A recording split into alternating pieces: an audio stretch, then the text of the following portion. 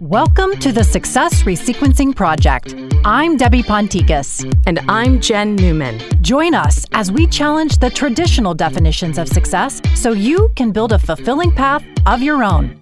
Get ready for inspired, candid conversations while gaining tools, inspiration, and confidence to create your own authentic success story. Sometimes in life, you get to choose what direction you want to go, and sometimes life chooses for you. When our next guest heard the words, "You have cancer," his whole world turned upside down. After 20 years of a successful career in architecture, Manny Fimbres was given the gift of perspective. He knew it was time to alter his path and resequence his priorities and passions. He had an idea. He wanted to start a sustainable and organic skincare business. Most people would stop with the idea as it can seem daunting, but Manny was surrounded by an incredible support system, and his idea turned into what is known today as 11 Skin Alchemy. His story is truly inspiring and motivated, and we are excited to share it with you today. Sir, we are so glad that you're here today. Yes. Thank you for having me. Here. Absolutely. Thank you. We obviously could spend probably a very long time sitting here and discussing the many pivots that you've had in your life. I think that what is really unique about your story is how there have been these certain moments where you have followed your intuition and done something different in a way that has reinvented yourself and also reinvented your business, which I think is really compelling. So without getting into the nitty gritty of the backstory, I really want to spend today talking about two major moments of pivot for you and really how that influenced your life, how it influenced your business. First and foremost, you left a 20-year career in architecture. That's right. I am an architect. Spent 6 years trying to be one, and always wanting since I was a kid, and worked for 20 years until the first pivot happened. Yeah. And I think it was too much stress. It got to the point where I was traveling a lot, managing several accounts at the same time, managing people, managing project architects also. And I just developed cancer. And at that time, I didn't know how to handle stress well enough. So it kind of like manifested that way. So that kind of like, that stops you dead on your tracks and makes you ponder, what can you do to not cycle yourself in that situation? Can we talk about that? Because, you know, something Debbie and I have talked amongst ourselves a lot about the importance of rest and self-care, especially for high achieving people. And I know you to be one of those people. You literally could just work nonstop, grab a bite to eat, keep going. That's something that you're able to do. And you have that creative force in you to keep creating, keep moving forward. What does that look like in managing stress, especially after battling cancer? Where are the tweaks that you made in your life to make sure that you are able to manage that to the best of your ability? I mean, we're all human at the end of the day, but what does that look like now in terms of that? And you bring a very good point. The main substance that the pivot brought to me is like, how can I achieve synchronicity? How can I achieve balance? And we get so busy with life. Life gets in the way, and you lose track. Like you said, okay, I'm creating, and sometimes creating gets you to rabbit holes that you forget. And I will grab a bite, but then like I need to follow through that and see the end result. And sometimes you can just not go to sleep because you're thinking, oh, I should have, I could have, I would have. Yep. And you lose track of that. The fact that you need to put some balance and just set yourself to a point that I'm going to work this much today, and that's it, whether I finish or not. There's always a second day. There's always the next day where you can pick up.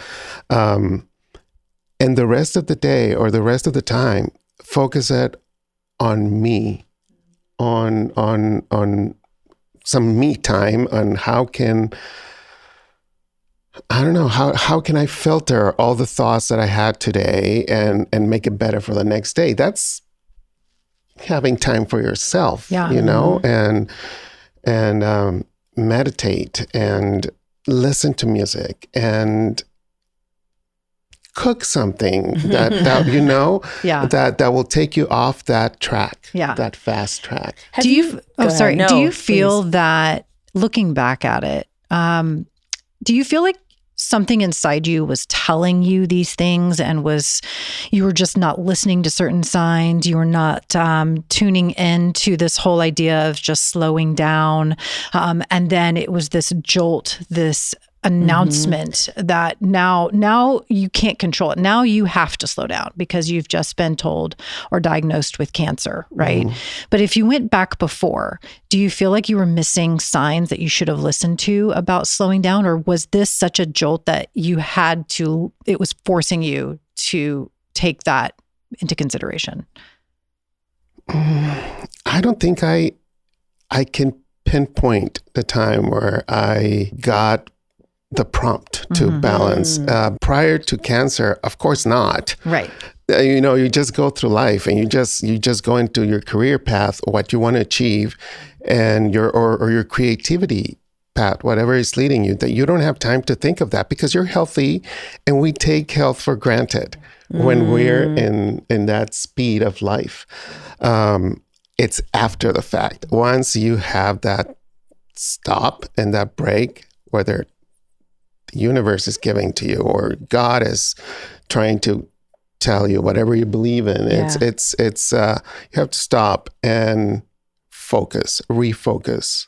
I think that's an important point, though. I think that it's easy for us to look in retrospect, right? We can look back and say, 2020 hindsight, I should have, or I could have done things differently.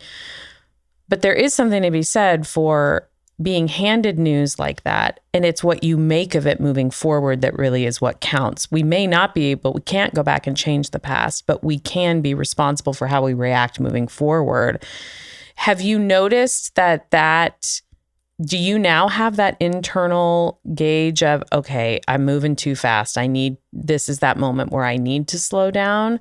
Or have you just built into a rhythm now where you just don't cross that boundary? I mean, I think everybody's different where this is concerned. But No, I was thinking the same thing. I was wondering if you now had that perspective to where, because you've been given this hard stop, and you were forced to rethink priorities, and you were forced to understand the importance of fulfillment and balance.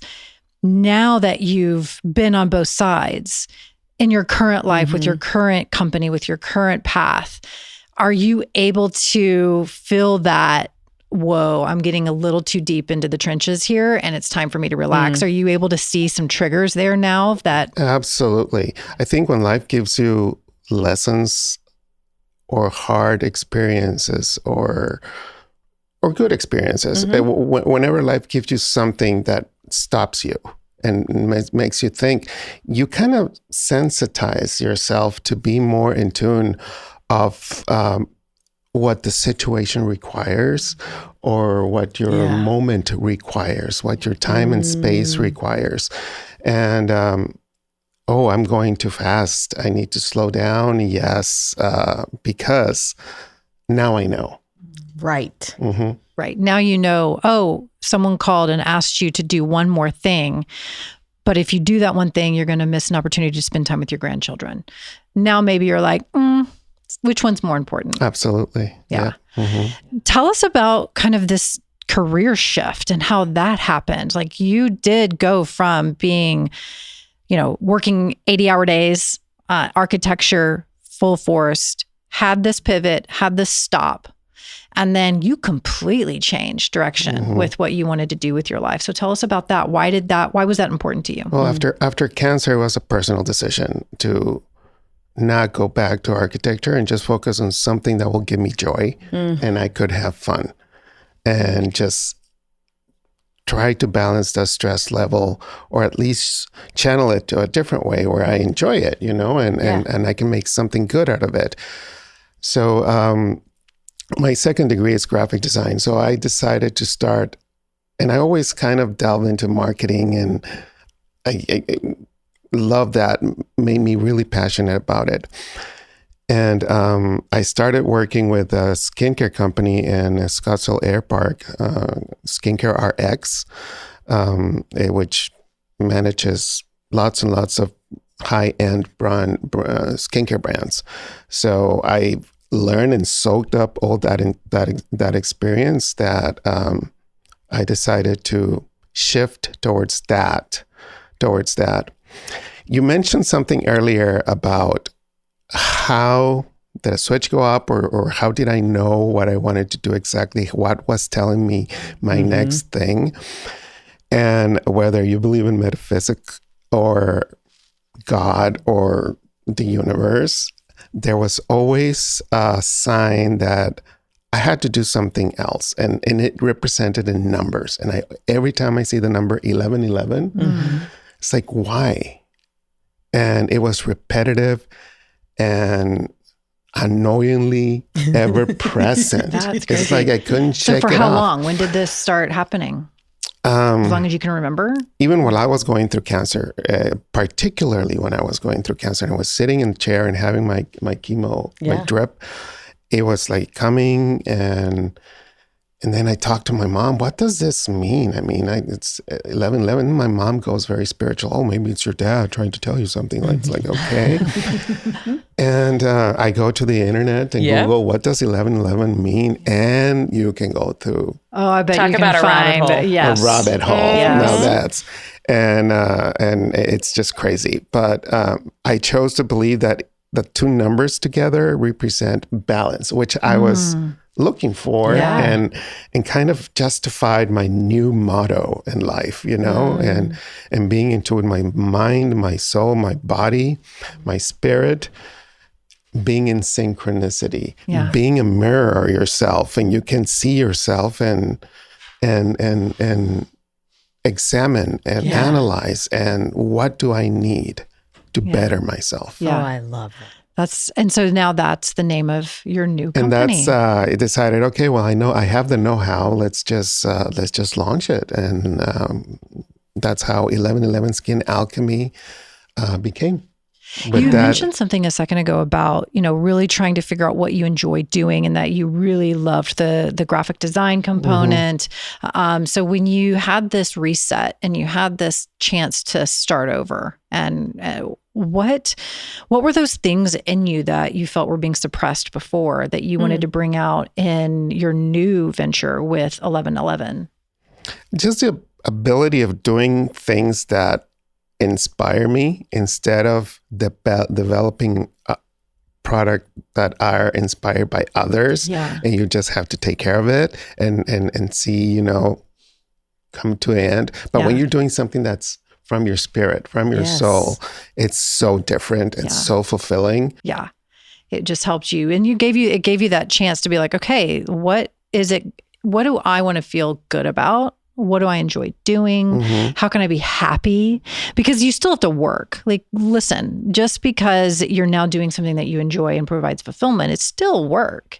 There's still things that you have to show up and do every day. And there's still time that you have to invest. But now if you can put something that you're passionate about and that fulfills you into it, it's that saying that, you don't feel like you work at all because you love what you do. Right. That's what I think is missing in a lot of people's journeys or paths that they're on, is that they feel like they just have to put in the time, put in the effort, but they don't love what they do. And it's not as fulfilling.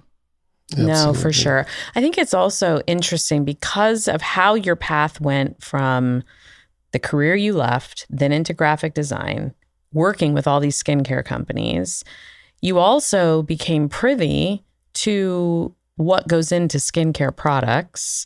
And I know it was a major point for you to create a skincare line that was good for you, understanding that skin is our biggest organ.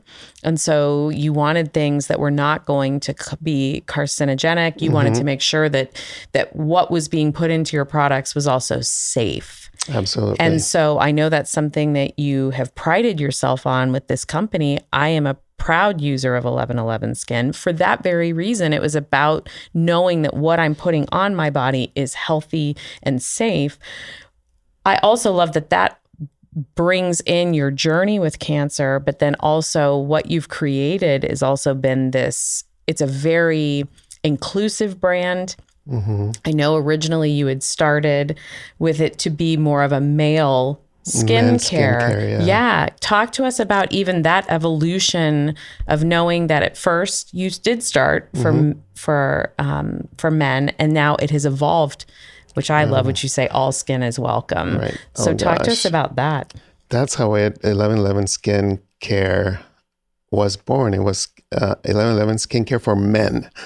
That all the labels and the products was there, and it was more like barbershop kind of thing, but then delving into skincare, and the skincare for men it's not as fully embraced as it is in the female market, although times are shifting, of course, but because of how we thought about the ingredients of having minimal preservatives or no preservatives, or even formulating it on demand as you order it, it makes a difference. Like my eye cream.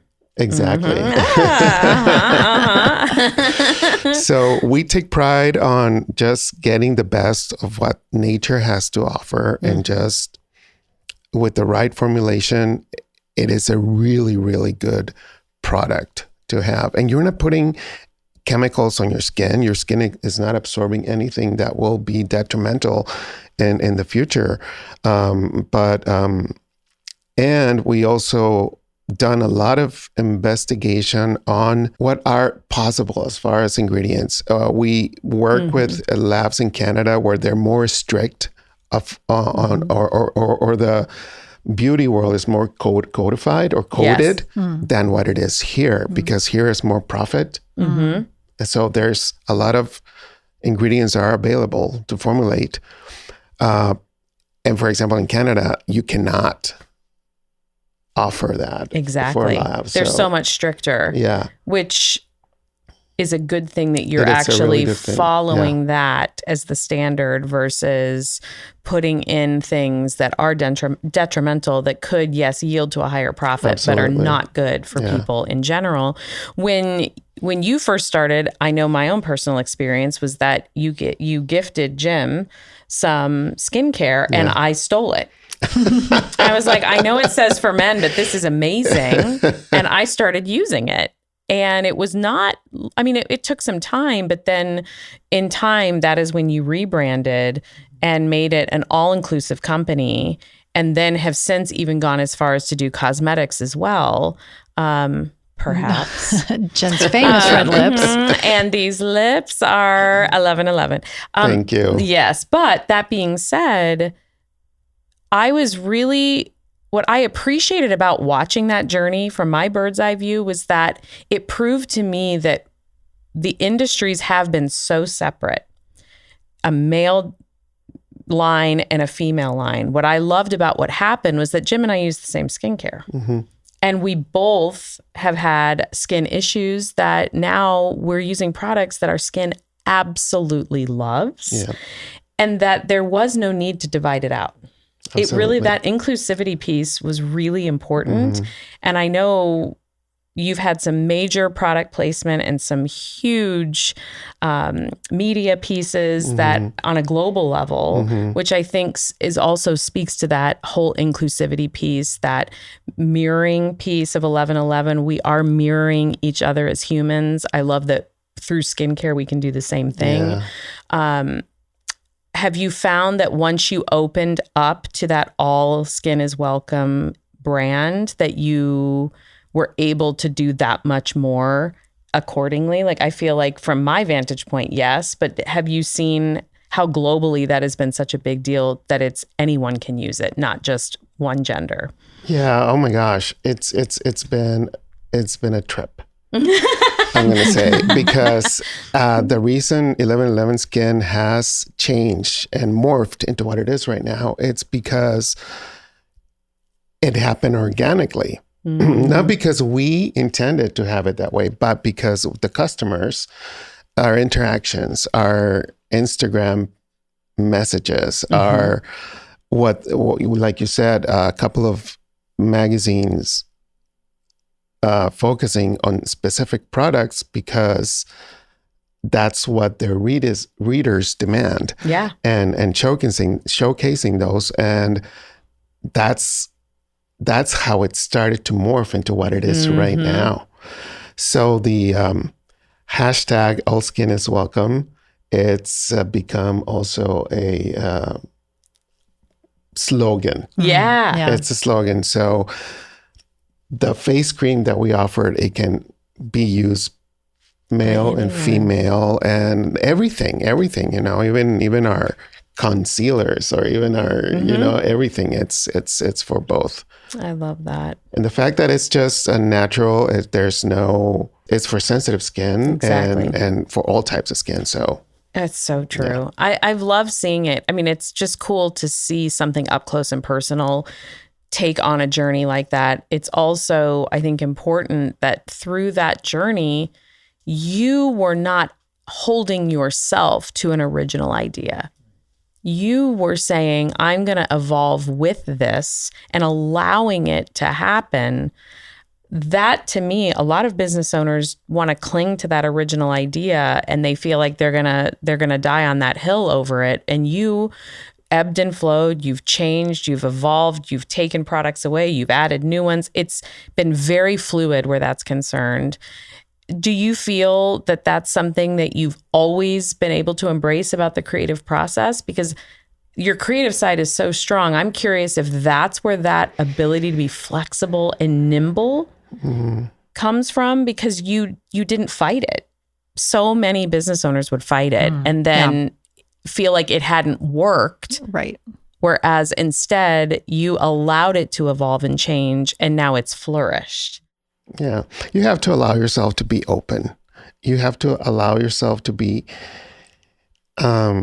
willing to take the challenges of what's next and what people suggest, or take criticism, even good or bad, and filter it through what comes next.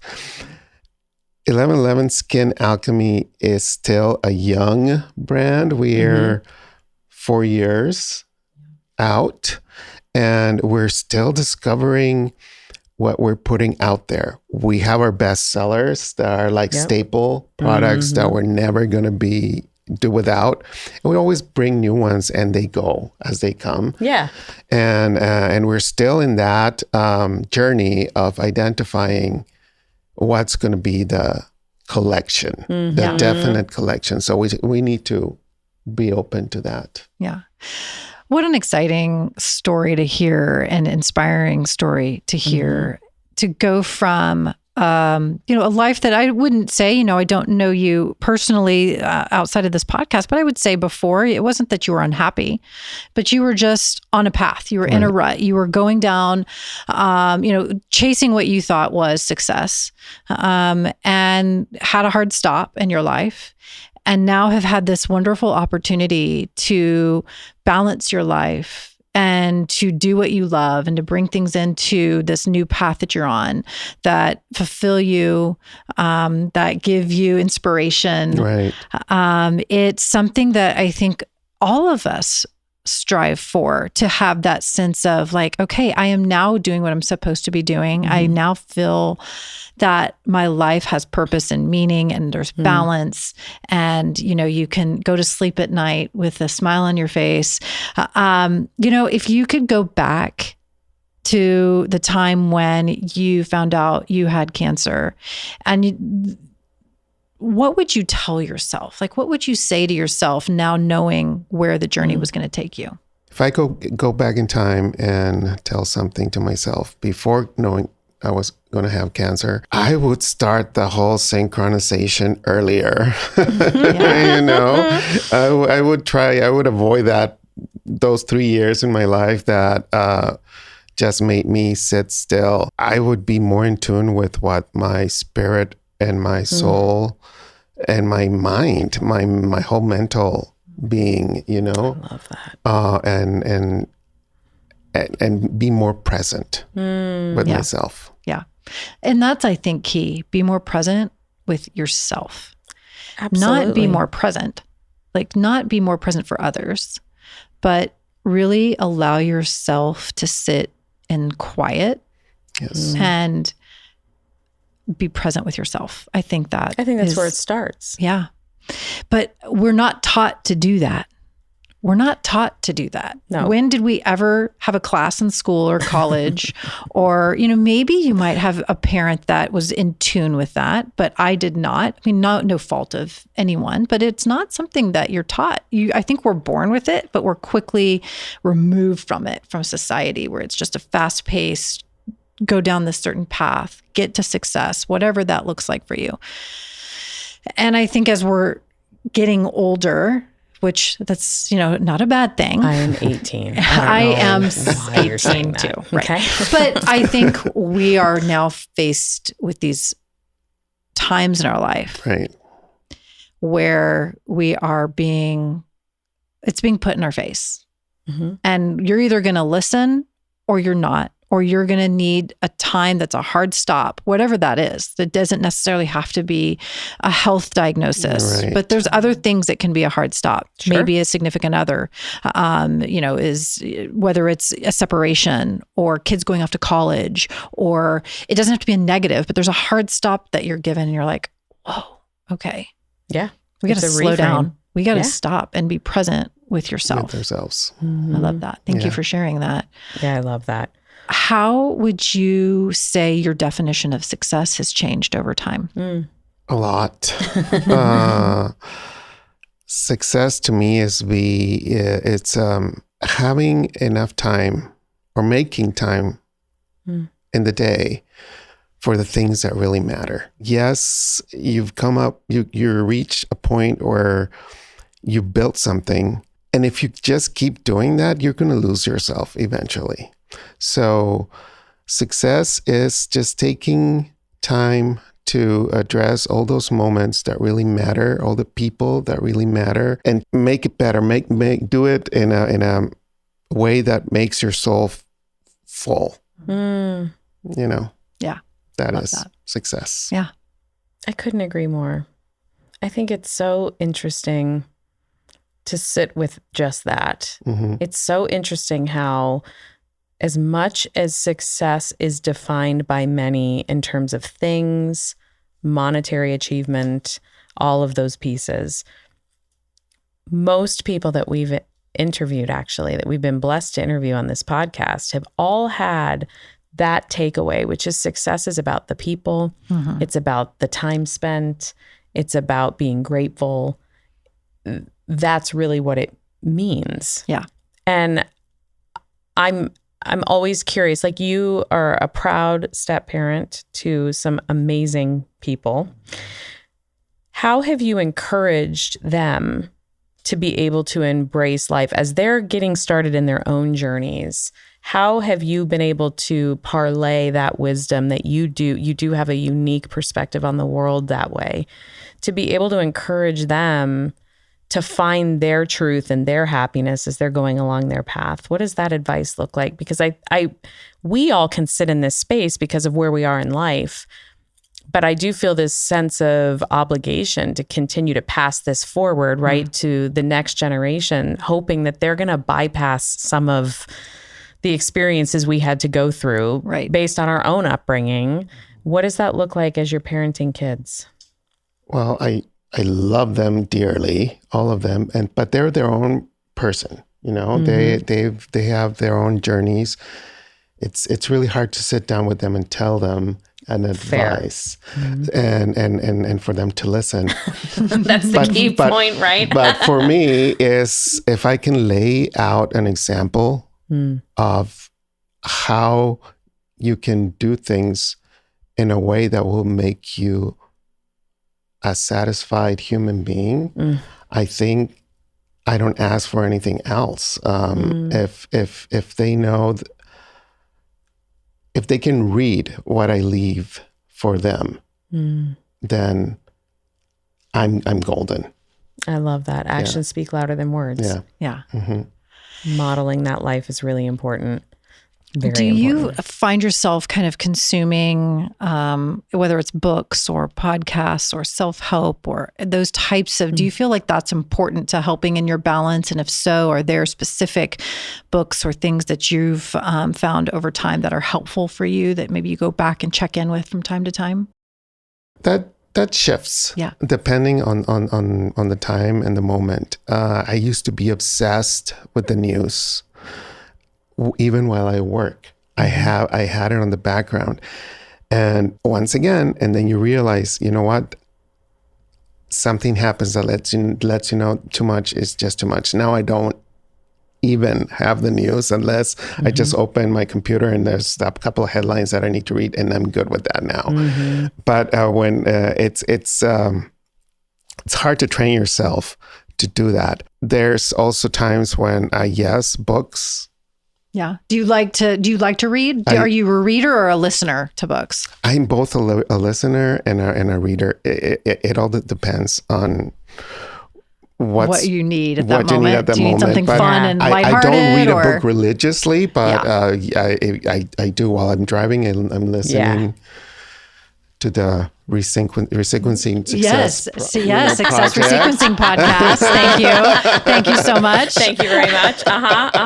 That's your number one. Done and done. You also are an avid consumer and advocate for the arts. In fact, your journey started when you were taking piano lessons against your will, and your piano teacher had the drafting table in the studio, and that's where your love of architecture came from. But you love the arts in all of its many forms. Maybe beyond books themselves, is there something that you find yourself always going to in the seasons of your life, whether it's that's when you need to consume music, or that's when you need to paint something, or what does that look like in your day-to-day these days? Because you're always creating, but where do you glean that inspiration from? It's your hobby. Yes, creativity, 100%. Depends on the season. Christmas. I thrive on Christmas decorations. Yes. I need to stop. Let me just put it this way. Starting in August, Manny's home transforms into a Halloween extravaganza that then morphs immediately into Christmas. I really wish we had pictures that we could attach to the podcast notes, because you're underselling it. It is a full-fledged production in your home, and it is so stunning no matter what you do. Yes, it is incredible. It's incredible. There's where where my creative process goes on. Yeah. That's so fair. On the fall and winter. Love that. But I do enjoy painting. Acrylic is my medium, and I wish I could have more time to do it. But painting and photography is also another passion. So it's just where you find inspiration. Yeah.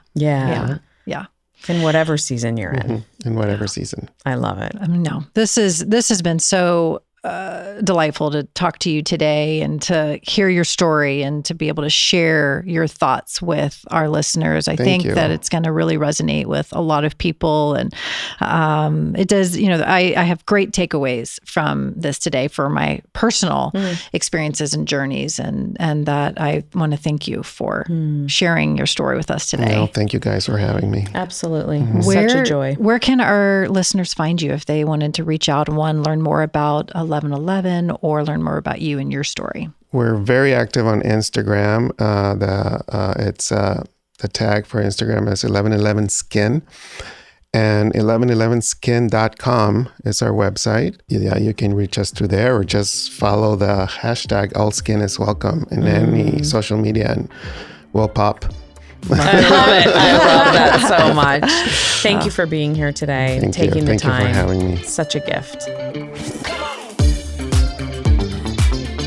Thanks for joining us. If you loved this episode and know of someone who would find value in it, please spread the word and share it with a friend. We are passionate about redefining success, and it would mean the world if you could help us get our mission out to as many people as possible. Please take a minute to write a 5-star review on Apple or Spotify. You can also hit the subscribe button to stay up to date with our latest episodes. Connect with us on Instagram at Success Resequencing Project or via our website at www.successresequencing.com. We'd love to hear your story.